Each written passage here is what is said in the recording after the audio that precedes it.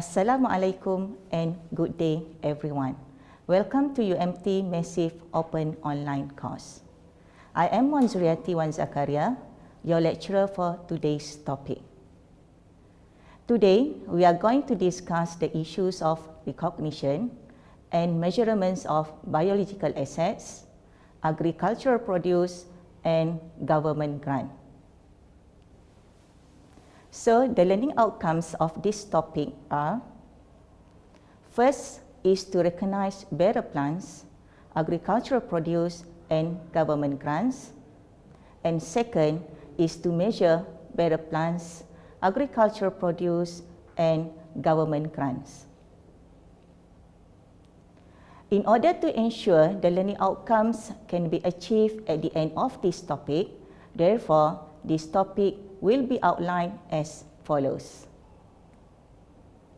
I will start with the issues surrounding recognition criteria, followed by discussion on measurements of bearer plants, agricultural produce, and government grants.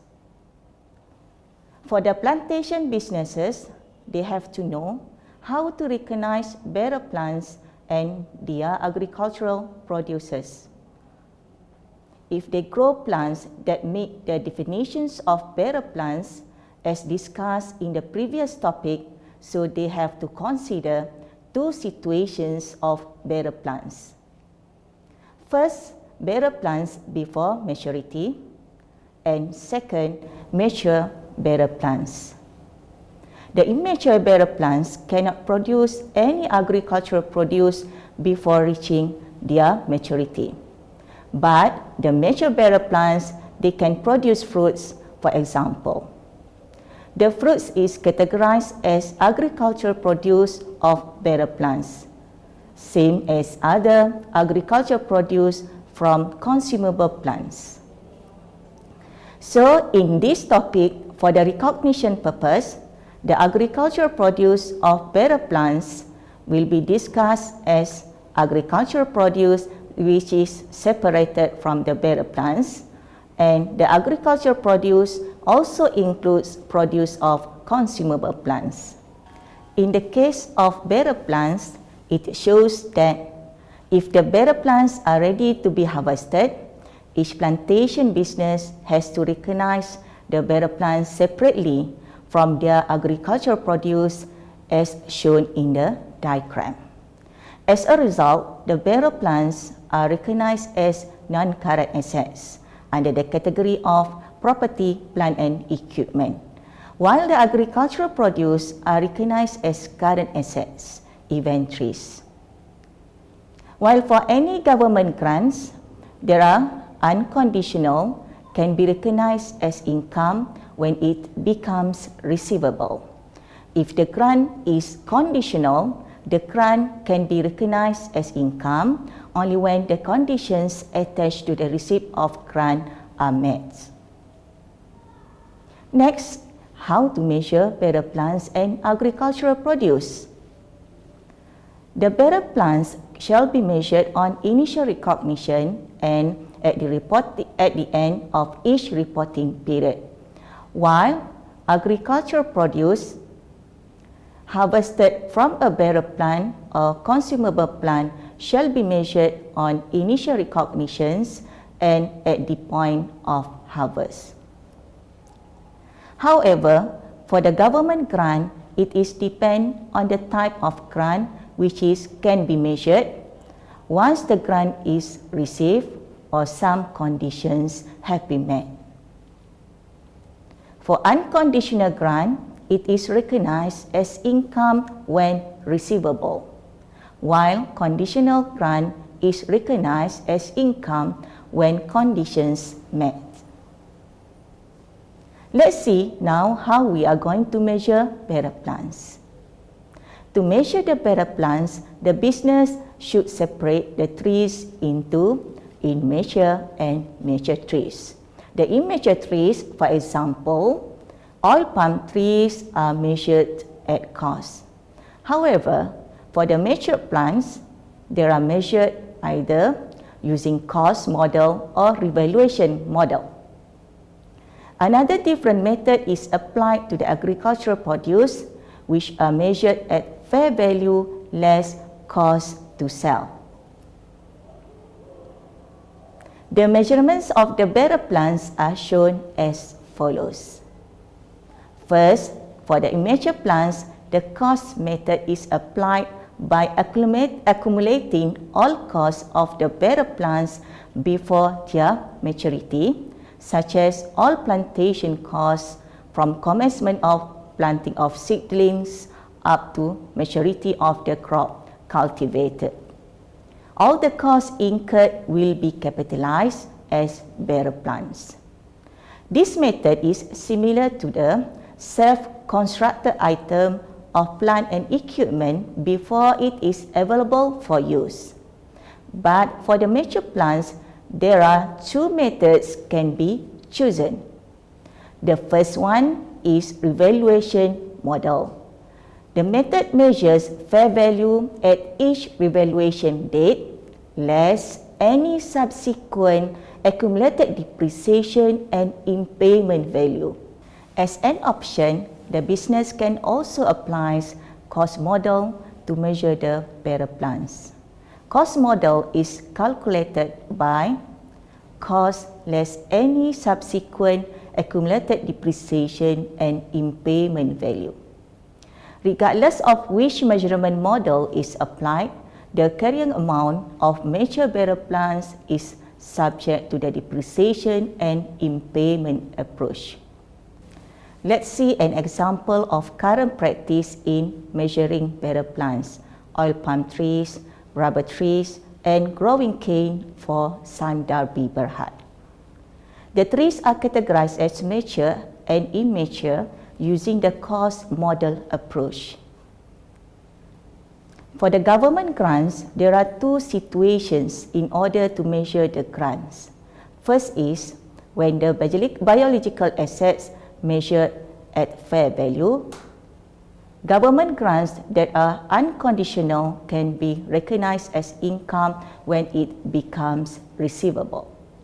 If the grant is conditional, the grant can be recognized as income only when the conditions attached to the receipt of grant are met. The second one is when the biological assets measured at cost. A standard of FRS 120 accounting for government grants and disclosure of government assistance applies. Next is how to determine gain or loss to the plantation business.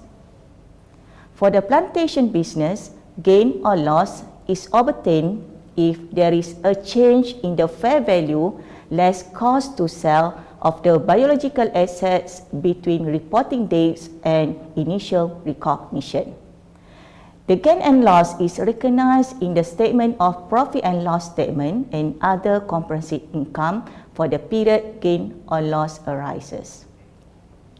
If you still can recall, big corporations such as Sime Darby just now use cost model to value its biological assets. One of the reasons is that companies wanted to avoid frequent fluctuations of profits, which may signal unfavorable news to users of financial statements. The change in fair value, for example, market price, is an attribute that managers have no control on it. For the agricultural produce, if there is a change in the fair value, less cost to sell of the biological assets at the point of harvest and initial recognition, gain or loss also should be recognized as biological assets. The next issue is how to determine fair value for the biological assets and agricultural produce. First, fair value can be determined by grouping them according to their significant attributes of similar biological assets of agricultural produce like age, height or quality of the trees. For the agricultural produce, fair value is presumed can be reliably measured at point of harvest. The issue in regards to fair value measurement is similar to the issue in the topic of 1.3, accounting issues for accounting for agriculture. That is, it is sometimes difficult to determine the fair value of the plants. Let me take oil palm trees as example. The trees take around 3 years to produce fruits. So the business will capitalize all costs associated with growing the trees for a period of 3 years. The costs include wages, fertilizers, pesticides, and etc. The issue now is when the plants start to produce fruits. The trees produce fruits up to 25 to 30 years of age. How should the business group this asset? Recording will be complicated because all the trees are in different ages. Determinations of fair value will involve many people such as property valuers, actuaries, and the like, although the business has no intention to sell the trees yet. How can the business use fair value for a very long period? Should the trees be measured every year? What will happen to the profit? Will the profit fluctuate very often? Second, fair value is not influenced by future contract prices, but influenced by prices prevalent in active market where biological assets or agricultural produce expected to be sold. If there is no active market for the biological assets or the agricultural produce, then the fair value can be determined based on the most recent transaction price or market price for similar assets or sector. This issue has been discussed in topic 1.3 of this course. In summary, it is important for each business to know how to account for biological assets, agricultural produce, and also government grants. By knowing the concept of biological assets, the related accounting requirements are the determinations of fair value. They are able to recognize gain or loss of their business. The gain or loss and biological asset should be disclosed in the respective financial statement. The detail of disclosure requirements will be discussed in the next topic. So that's all for today, and see you again in the next topic. Thank you.